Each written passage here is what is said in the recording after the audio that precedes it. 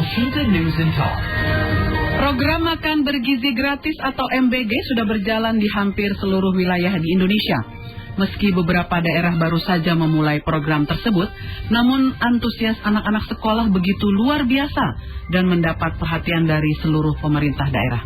Namun, sebuah program tentu perlu dievaluasi karena tidak akan langsung berjalan secara sempurna. Bagaimana pelaksanaan MBG sejauh ini berdasarkan pantauan Dewan Perwakilan Daerah atau DPD Republik Indonesia? Kita akan membahasnya bersama dengan anggota DPD RI dari Kalimantan Tengah, Teras Narang.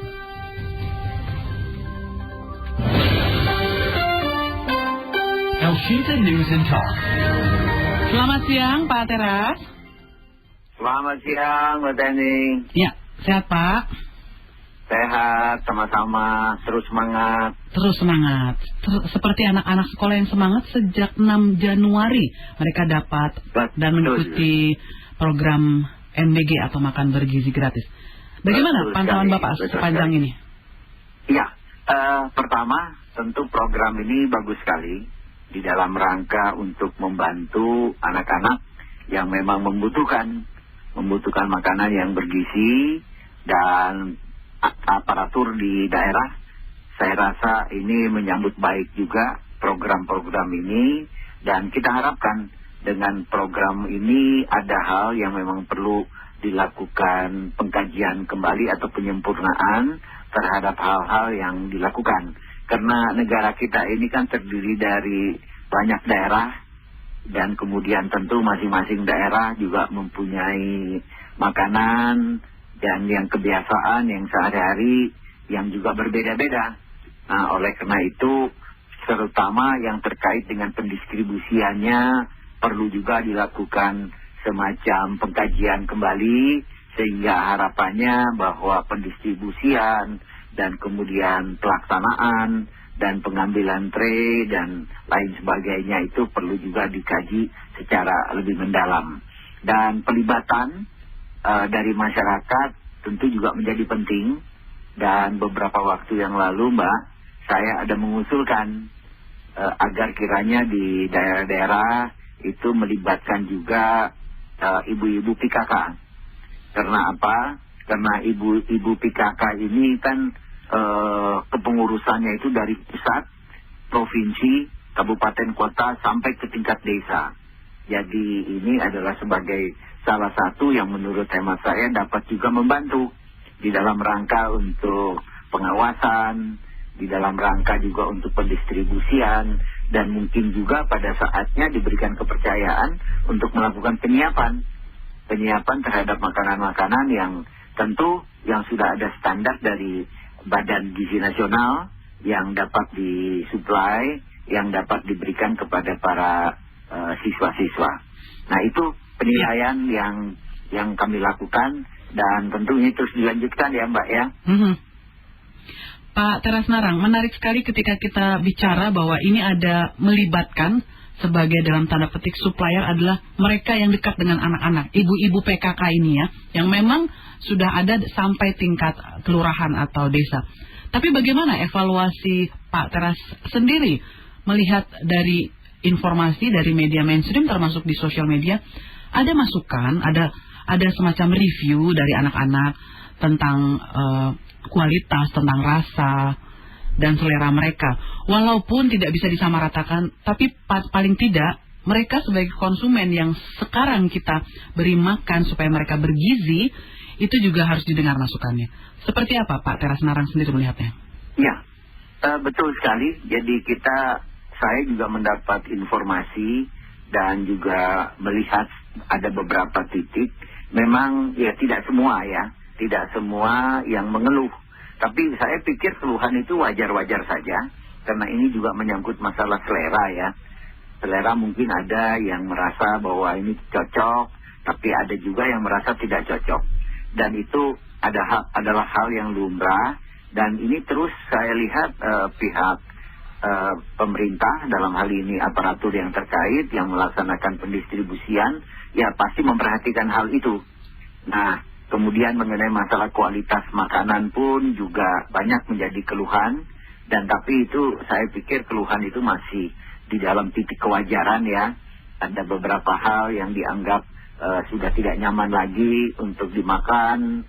Dan kemudian ada juga yang berpandangan agak berbau dan lain sebagainya. Nah itu biasalah ya. Tapi inilah yang saya bilang, pekerjaan yang tidak boleh kita berhenti.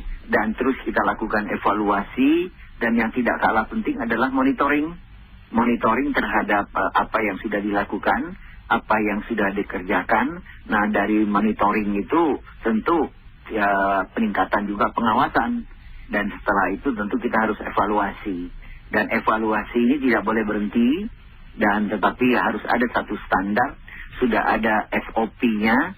Sehingga ke depan kita harapkan lebih sempurna. Lebih sempurna. Nah terutama mungkin penyiapannya ya. Penyiapannya kita harus berhati-hati. Karena jangan sampai nanti tiba di lokasi, makanan itu sudah tidak lagi layak untuk disantap. Ya. Karena penyiapannya mungkin memakan dari penyiapan sampai penyerahan itu memakan waktu yang cukup panjang. Ada istilahnya distorsi di packaging itu sehingga ada resiko ya bahwa makanan itu mungkin sudah tidak maksimal lagi untuk dikonsumsi. Ada resiko maksudnya.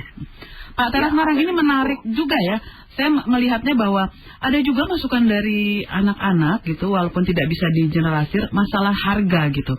Bagaimana dalam pandangan DPD sendiri? Karena memang kita tahu dengan nilai nominal seperti itu yang sudah ditetapkan tentunya dari pemerintah pusat. Karena ini memang programnya Presiden Prabowo Subianto sebagai janji kampanyenya ya. Bagaimana ketika itu sampai ke tangan Pemda dan itu benar-benar Pemda atau pihak sekolah kan mengerti kebutuhan anak-anak. Seperti apa yang harus mereka lakukan agar ini tidak terkesan hanya programnya pemerintah pusat, terus aja pemerintah pusat, mereka hanya melihat dari helikopter view saja gitu. Padahal yang ngerti anak-anak itu kan sekolah. Sekolah itu kan bisa minta ke dinasnya, minta ke Pemdanya. Bagaimana Pak Teras Narang?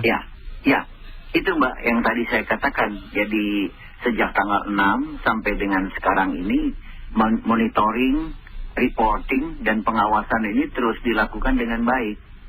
Dan negara kita ini kan bukan negara kecil ya, negara besar. Dan kemudian tentu kebutuhan anak-anak yang di wilayah Pulau Jawa mungkin berbeda dengan saudara-saudara kita yang berada di Pulau Kalimantan, Pulau Sulawesi, Pulau Sumatera, Papua dan lain sebagainya. Papua dan lain sebagainya. Jadi tentu di sini peranan dari pemerintah daerah itu menjadi penting juga.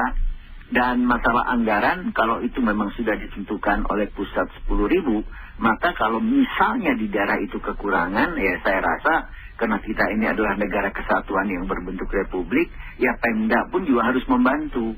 Jadi jangan sampai ada pandangan bahwa seolah-olah dengan 10.000 maka kita paksakan untuk 10.000 itu. Tetapi kalau kita anggap bahwa 10.000 itu kurang, adalah kewajiban dari pemerintah daerah untuk membantu sehingga untuk menambah sesuai dengan gizi yang memang diperlukan oleh anak-anak. Baik. Jadi apapun yang menjadi keputusan pusat itu menjadi juga bagian dari apa yang harus dilakukan di tingkat bawah, di tingkat daerah. Karena apa? Karena ini kan program nasional ya Mbak ya. Jadi keberhasilan dari pemerintah pusat juga menjadi keberhasilan juga dari pemerintah daerah. Dan begitu sebaliknya, pemerintahan yang ada di daerah apabila berhasil, ya itu juga untuk kepentingan nasional. Ya. Nah, semangat negara kesatuan ini yang menurut hemat saya adalah menjadi sesuatu hal yang penting di dalam rangka untuk melaksanakan program bersama ini. Ya, Pak Teras Narang, kita undang pendengar untuk memberikan tanggapan ya. Silakan pendengar di 081-180-6543 seperti biasa. WA-nya kita tunggu. Kita akan membahasnya bersama Pak Teras Narang. Beliau adalah anggota DPD RI dari Kalimantan Tengah. Pak, ini menarik sekali. Kita pengen tahu nih, kalau pendengar, orang tua murid, sejauh ini bagaimana dengan adanya makan siang gratis yang sudah berlaku di sekolah Anda ya pendengar ya, di sekolah anak Anda. Apakah ngirit uang jajan? Karena kemarin sempat di awal-awal di hari-hari pertama itu sampai ada kekhawatiran ibu kantin nanti nggak laku lagi. Padahal dalam durasi bersekolah itu ada yang namanya istirahat pertama, dan ini adalah makan siang setelah semua kegiatan belajar kan ya. Artinya istirahat pertama atau kedua yang 15-20 menit itu sebenarnya anak-anak bisa ke ibu kantin gitu ya. Coba kita dengar kalau ada 1-2 orang tua murid yang sejauh ini sudah melihat bagaimana anak-anaknya irit uang jajan kah apa enggak, kita tunggu WA-nya ya. Baik, Pak Teras Narang, apalagi yang perlu disampaikan terhadap MBG ini agar ini menjadi program berkelanjutan, bukan sekedar pemenuhan janji kampanye lalu amblas begitu saja, karena kan tujuannya mulia, menghadirkan anak-anak yang berkualitas dari segi kesehatan. Betul. Nah, di sini juga diperlukan ini, Mbak, peranan dari para guru ya, para guru dan orang-orang tua murid. Jadi jangan hanya berpangku tangan, jangan hanya berdiam, tapi juga membantu bagaimana kesuksesan ini. Karena saya katakan bahwa sejak makanan itu didistribusikan dan kemudian diterima di sekolah, itu menjadi kewenangan dari para guru untuk mengawasi makanan itu, sehingga pada saat dia berada di satu ruangan sebelum diserahkan atau disajikan kepada para murid, ya harus dijaga terus.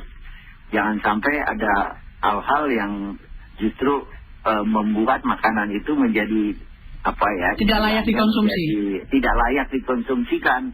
Peletakannya juga harus bagus dan lain sebagainya. Nah, ini kan semuanya pekerjaan bersama ya. Jadi kalau memang sudah itu, dan juga nanti setelah udah selesai makan, itu kan tray-nya itu dikumpulin kembali. Nah, pada saat pengumpulan kembali itu pun juga harus bantuan juga dari para guru dan orang-orang tua murid serta para murid, mungkin para OSIS ya, untuk membantu. Ya, saya bilang ke sekolahan yang pernah saya kunjungi, ya kalian membantu, mungkin yang mana yang kumpulan tempat nasi, yang mana kumpulan bekas sayur, kemudian kumpulan kalau ada tulang-tulang dan lain sebagainya, sehingga pada saat itu bisa dimanfaatkan, saya bilang, untuk kepentingan lain, untuk makanan ternak atau apapun ya, apalagi kalau itu memang untuk kebersihan. Jadi pada saat tray itu diserahkan kepada vendor yang menerima, itu sudah dalam keadaan yang udah bersih. Itu juga mengajarkan anak-anak untuk tidak food waste ya. Jangan sisa makanan sekaligus. Pak, tapi kini udah ada pendengar yang udah di ujung telepon, kita sapa dulu ya Pak ya. Pak Teras Narang. Pak Siregar di Serpong, silakan Pak bertanya langsung. Selamat siang Bapak, langsung bertanya kepada narasumber kita. Kita bacakan dulu ya. Sambil menunggu Pak Siregar terhubung kembali, tadi ternyata terputus. Pak Sony di Bandung, ini menarik nih Pak Teras ya, tulisan Pak Sony di WA nih. Katanya Pak Sony dia masih meragukan anggaran untuk MBG karena sehari 800 miliar rupiah itu gede loh, berarti pendapatan negara harus besar banget dong. Semoga bisa dipikirkan. Ada masih skeptis lah dari masyarakat. Orang-orang seperti Pak Sony saya pikir juga banyak. Dari mana duitnya? Bisa nggak tuh istilahnya endurance dari pemerintah? Bagaimana Pak? Ya, sepanjang pengetahuan saya itu sudah dianggarkan ya Mbak ya. Itu sudah dianggarkan di tahun 2025 dan kemudian tentu karena itu sudah dianggarkan berarti sudah siap.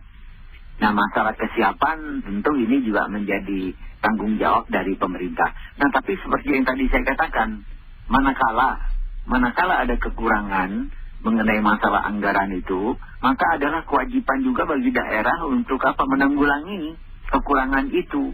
Misalnya 10.000 kurang, diperkirakan 12.000 atau lebih 12.500. Nah, sisanya kekurangannya itu adalah menjadi kewajiban juga dari pemerintah daerah untuk membantu. Sehingga betul-betul terlihat bahwa ini adalah program nasional dan ini adalah menjadi tanggung jawab bersama. Jadi bukan hanya kita menunggu anggaran dari pemerintah, tapi kita juga dapat menggunakan anggaran yang ada. Baik. Nah, harapan kita itulah yang terjadi, Mbak. Baik, Pak Teras Narang, ini kita sudah terhubung kembali dengan Pak Siregar di Serpong. Selamat siang, Pak.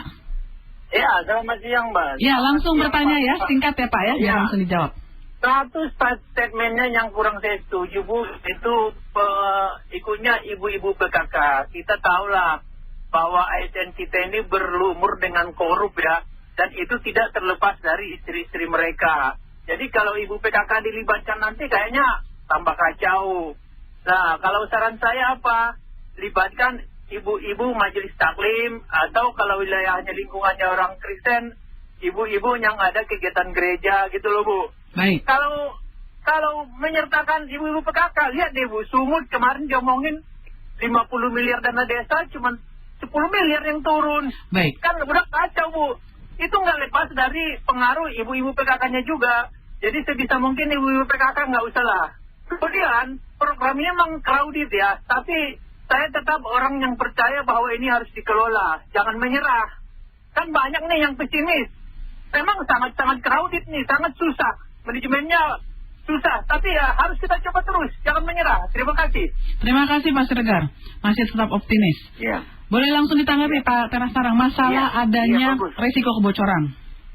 Ya, ya betul, bagus Pak Siregar. Makanya tadi saya katakan bahwa pengawasan itu menjadi perlu. Dan apa yang saya sampaikan misalnya ibu-ibu PKK dan lain sebagainya, ya tidak tertutup kemungkinan ibu-ibu seperti tadi disampaikan oleh Pak Siregar, misalnya dari majelis taklim, kemudian ibu-ibu yang ada di gereja dan lain sebagainya, itu juga boleh. Ya siapapun yang memang kita anggap punya kepedulian di dalam rangka untuk membantu, ayo kita sama-sama ya kita cegahlah hal-hal yang negatif, yang ada misalnya dugaan untuk melakukan korupsi, ya kita perlu tingkatkan terus pengawasannya. Karena apa? Karena ini kan buat anak-anak kita juga. Jadi untuk anak-anak kita, untuk kesehatan mereka, untuk peningkatan sumber daya manusia. Nah, jadi salah satu yang saya usulkan adalah dari ibu-ibu PKK. Tapi kalau ada usulan lain lagi, lebih bagus lagi. Jadi untuk lebih meningkatkan lagi tugas pendistribusian, tugas mempersiapkan makanannya, dan lain sebagainya. Jadi makin banyak yang terlibat makin bagus. Tetapi keterlibatan ini tetap harus keterlibatan yang bertanggung jawab. Baik. Bertanggung jawab terhadap kualitas, bertanggung jawab terhadap semua anggaran yang memang diberikan di dalam rangka untuk makanan anak-anak yang bergizi ini. Baik. Bagus itu. Terima kasih Pak Teras Narang sudah bersama dengan Elvinta. Sehat selalu Bapak, selamat siang. Terima kasih Mbak, selamat siang, makasih.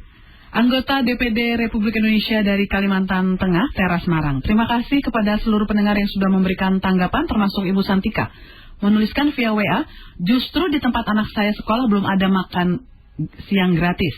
Lalu Pak Suparno menuliskan, sebenarnya baik, tapi saya mulai cemas dan khawatir cucu saya keracunan. Kenyataannya sudah terjadi dan yang paling mencemaskan saya, anak-anak yang di komplek malah diarahkan seperti komentar salah seorang, ini maksudnya maaf ya, malah dimarahi kali ya. Mohon maaf kalau saya typo. Seperti komentar salah seorang orang, mengarah kepada seseorang ya, yang viral di media sosial. Baik Pak Suparno, kita sudah menangkap maksudnya. Lalu Pak Doni menuliskan, makan bergizi gratis saja masih banyak yang dipermasalahkan. Padahal pemerintah sudah bagus dan berniat baik loh, daripada anak-anak jajan cilor, maklor, tahu bulat tiap hari. Nah, lebih baik kan MBG. Dan Pak Tri menuliskan, anggaran daerah tanpa MBG saja sudah ngos-ngosan Pak, apalagi disuruh nanggung program kampanye presiden. Elvita News and Talks.